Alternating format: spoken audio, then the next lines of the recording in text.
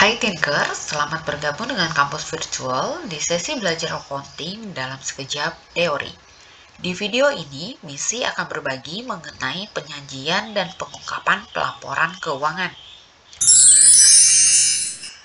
Seperti kita ketahui, bahwa jumlah, waktu, dan arus kas merupakan isi dari laporan keuangan.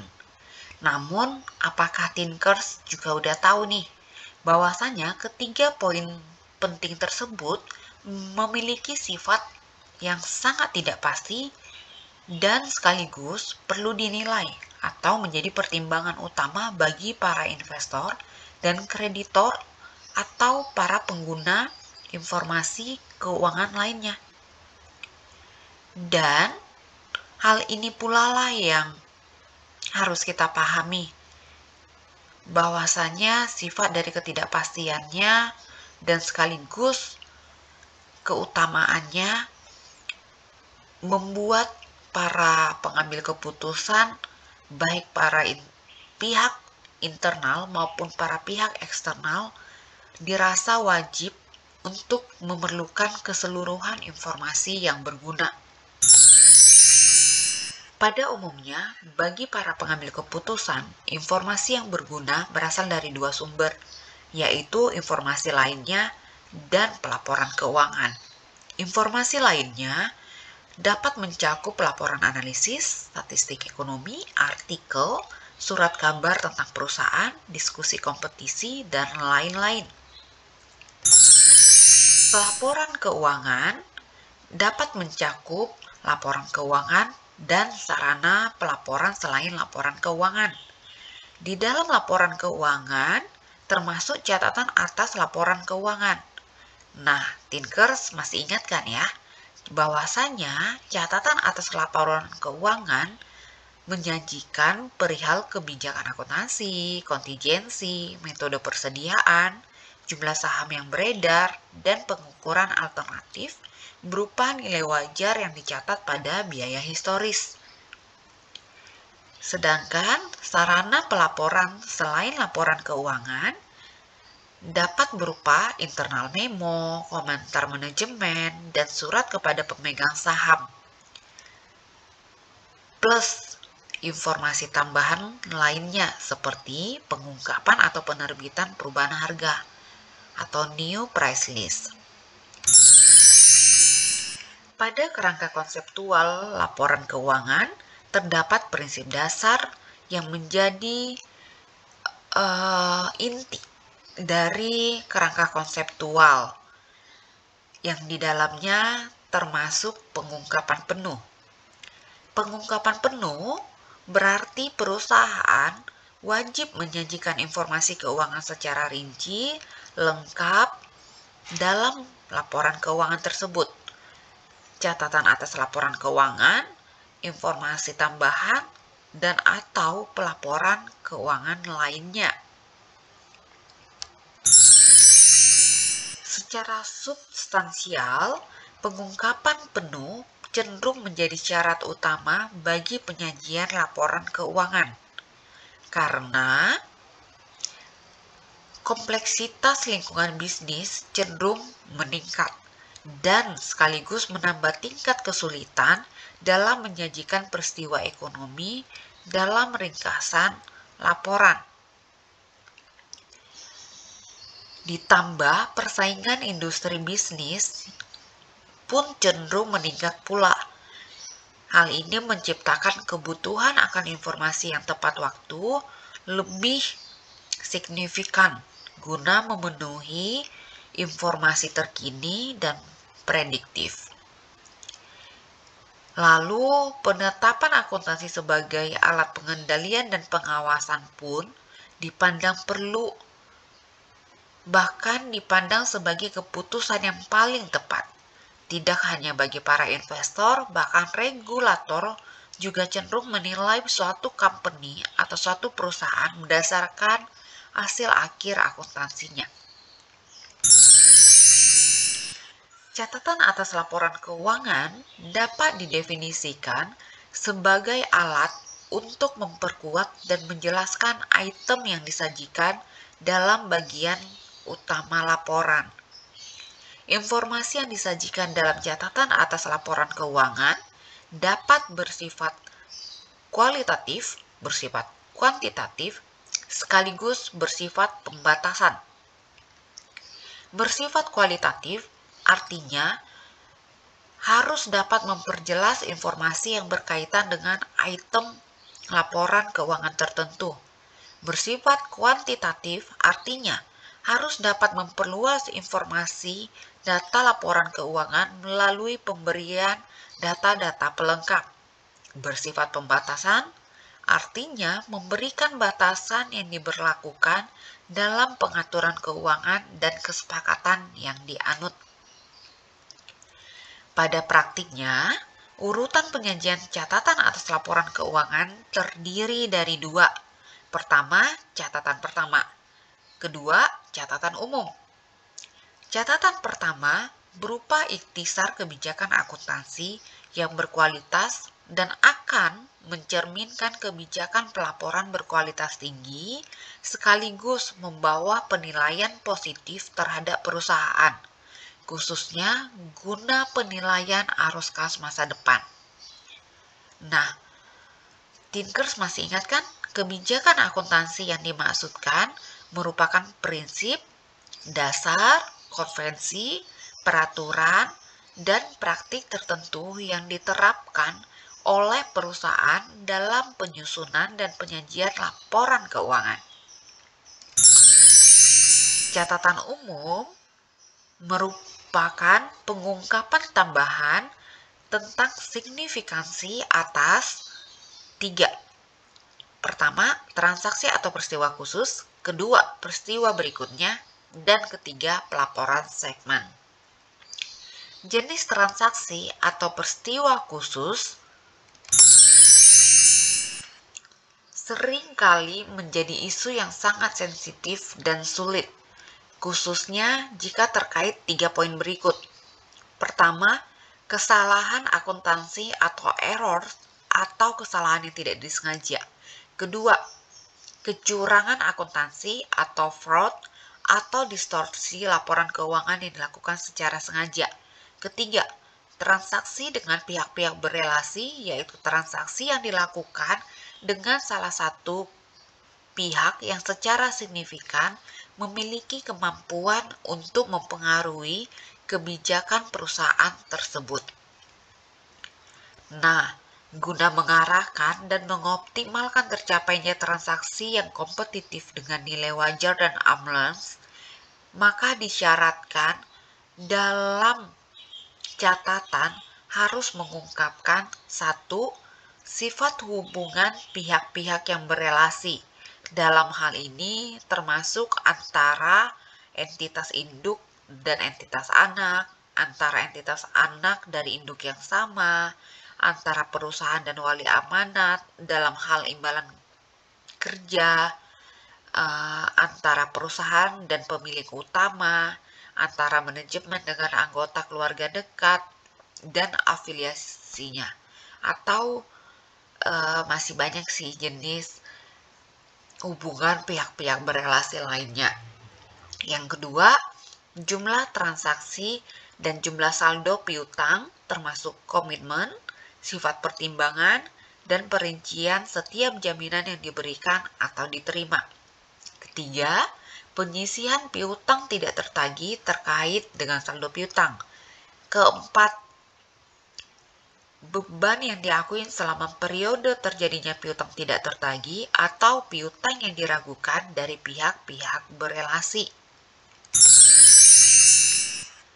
Jenis transaksi atau peristiwa berikutnya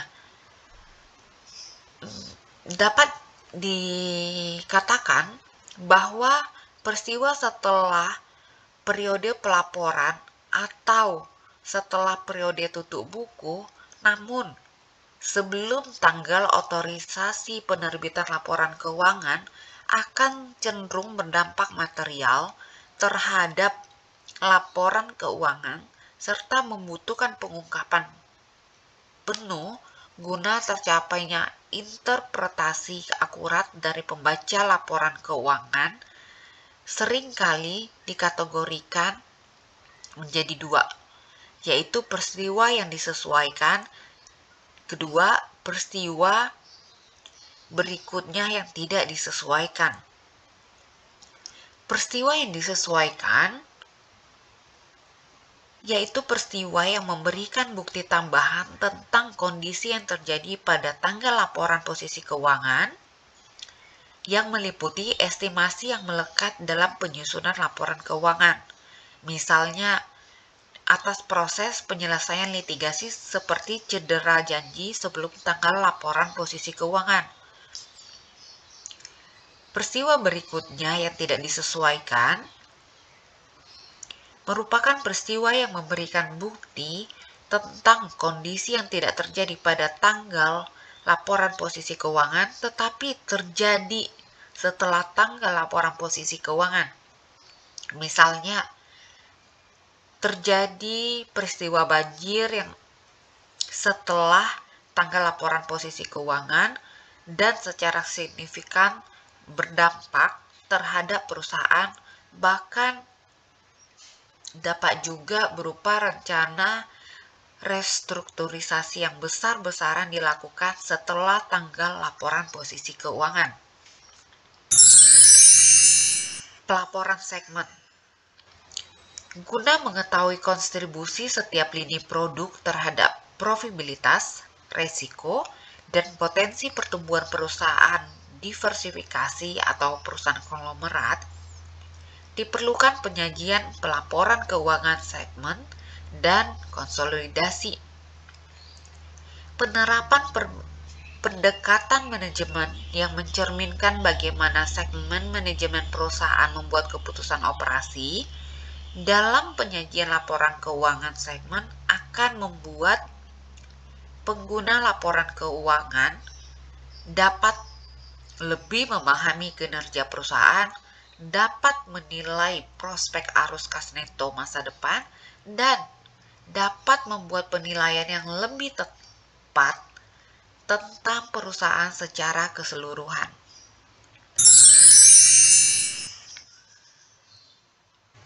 Terdapat dua sikap para pelaku bisnis terhadap pelaporan segmen, yaitu sikap keraguan dalam mengungkapkan data tersegmentasi.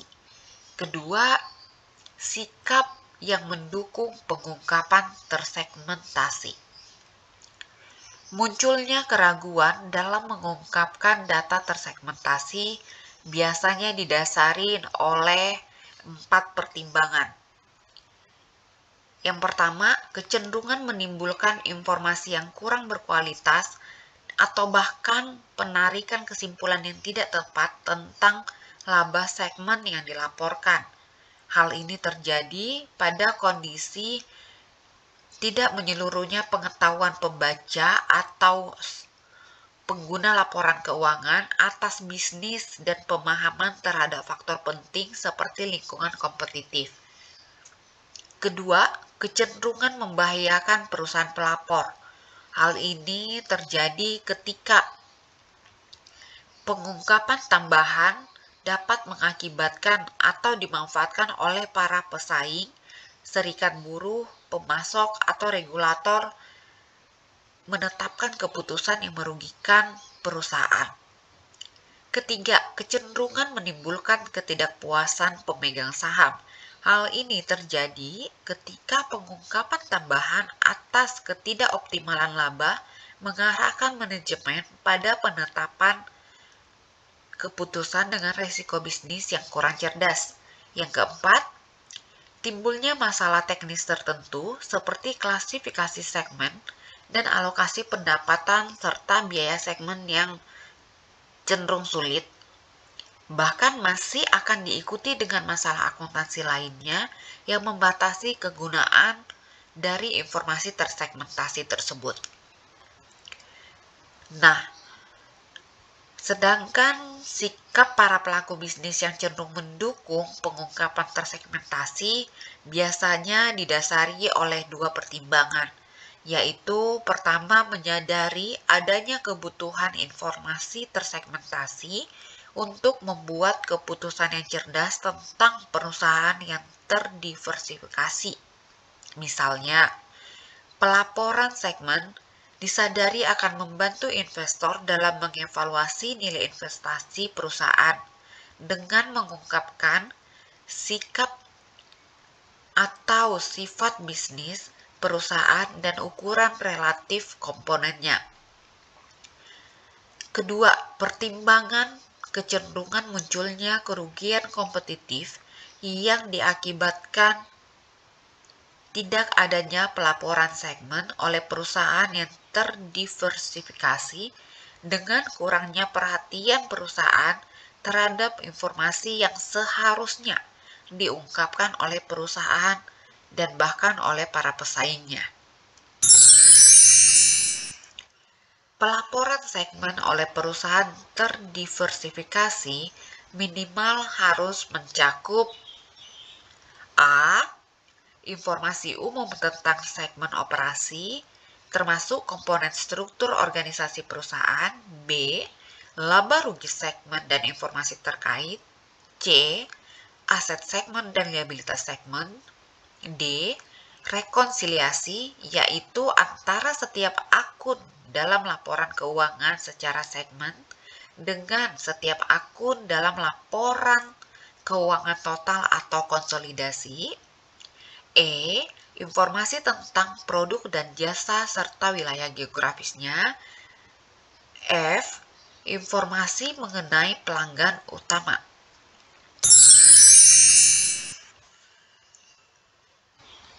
Manajemen memiliki tanggung jawab untuk menyusun laporan keuangan dan menetapkan serta mengelola sistem pengendalian internal yang efektif.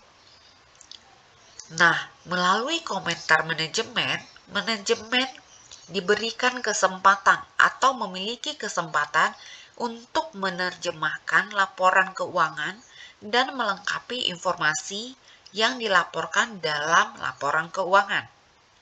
Khususnya yang berkaitan dengan aspek keuangan bisnis perusahaan seperti likuiditas, sumber daya modal, hasil usaha, risiko penting, dan keberlanjutan atau kelangsungan usaha.